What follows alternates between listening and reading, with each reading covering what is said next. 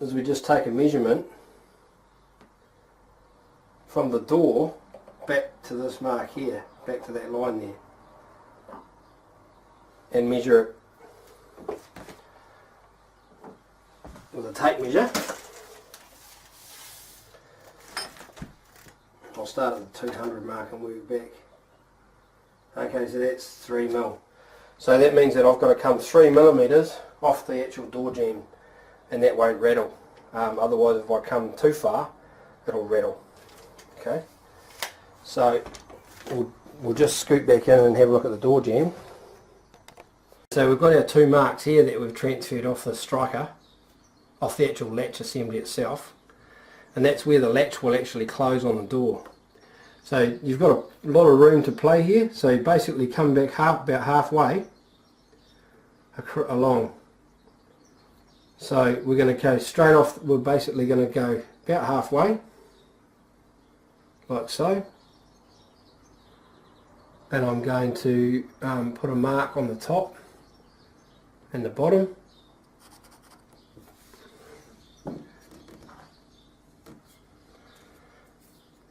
And then I'm going to just mark it across. Like so, but not all the way in, because we've got to set the clearance up.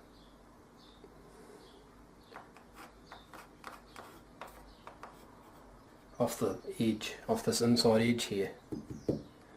Okay, so that's 3 mil.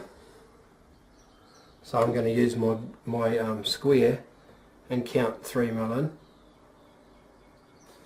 And 3 mil on the other side. And then you can use your striker to continue the lines.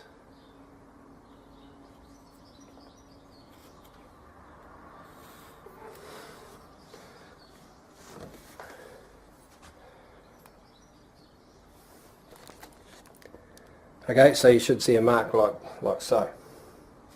So if I bring this square on, you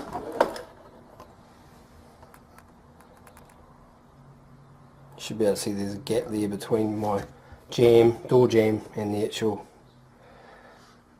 plate. So now what we'll do is we'll trace out the plate with it marked on, sitting on the marks here. Do your circles and then scribe out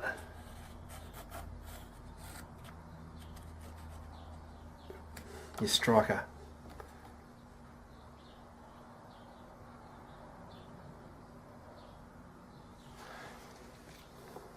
Now we've got this marked out, what I'm going to do is I'm going to guesstimate about where the centre is, around about here somewhere, and I'm going to basically use a 25mm blade cutter, and I'm going to drill a hole about 10mm to 12mm deep into this. So you don't want to go all the way through the door jamb, but 10 to 12mm will give you plenty of clearance for the door latch to close in and do the job. So I'm just going to grab that saw now, the bit, and we're away. Right, I've got my bit lined up, just eyed it up so that it's coming inside this line at the back here, this one, and then the top little piece here and the bottom piece. So I'm just going to cut into that. We'll see how she goes.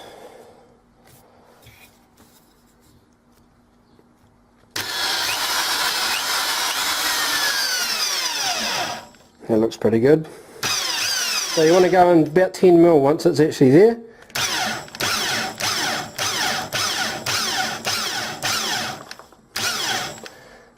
That's about it.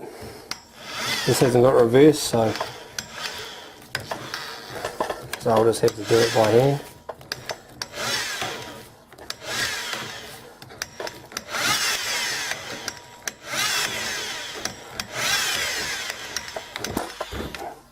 Okay, blow the hole out. Careful not to get it in your eyes. So that's the hole drilled out. So now we can get our striker and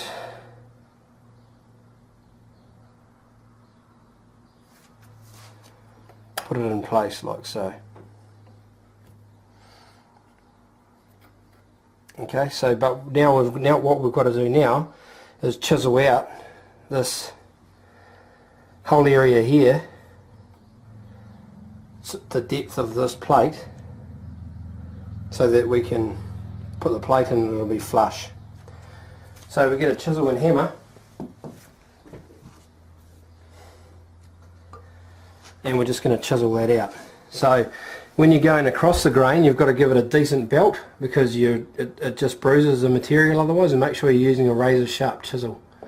Otherwise you'll just bruise the timber instead of actually doing a good cutting job.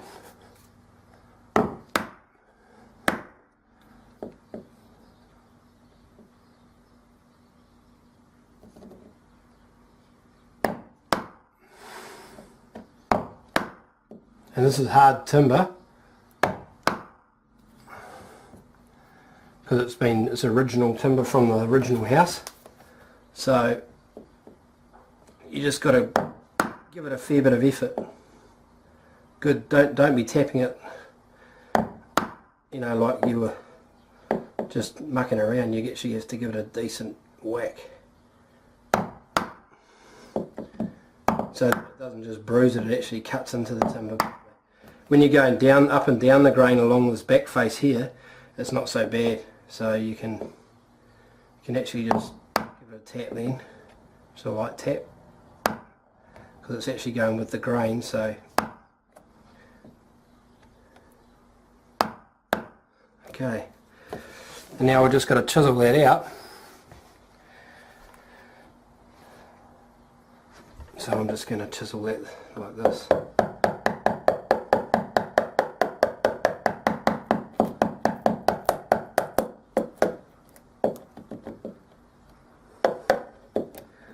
Chisel this side here.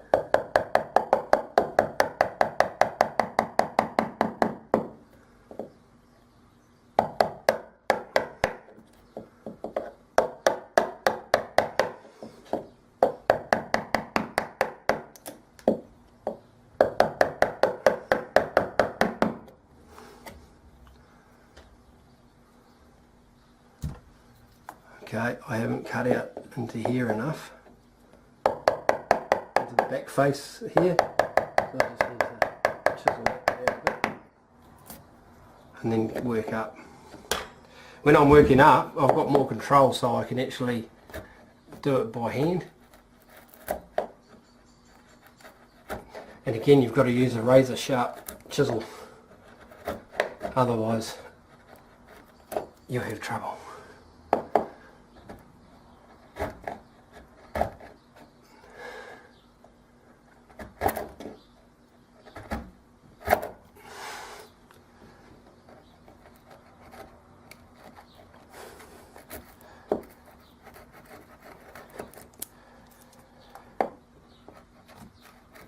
And don't put your hand above the blade when you're trying to do this, because you'll basically cut your hand right open and you'll end up having a bit of a hospital visit.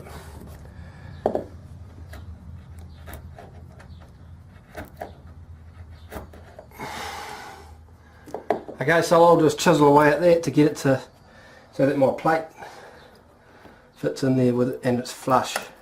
So when you bolt, turn it around the other way of course, but when you bolt, this just gives you a height guide. So I've got about another 1/2 mil to go, and once I've got that 1/2 mil in, I can actually flip it around, pull the plastic, the coating off the stainless, and then mount it, and we'll show you that in a minute. We've got the face chiseled out now, so now it's just a matter of mounting it in place. So what I'm going to do here, I'm going to get my screw and a screwdriver. So you get your screws out of your little pack, and then I get my screw and I go right into the centre of where the hole wants to be, and then I smack the end of the screwdriver like so.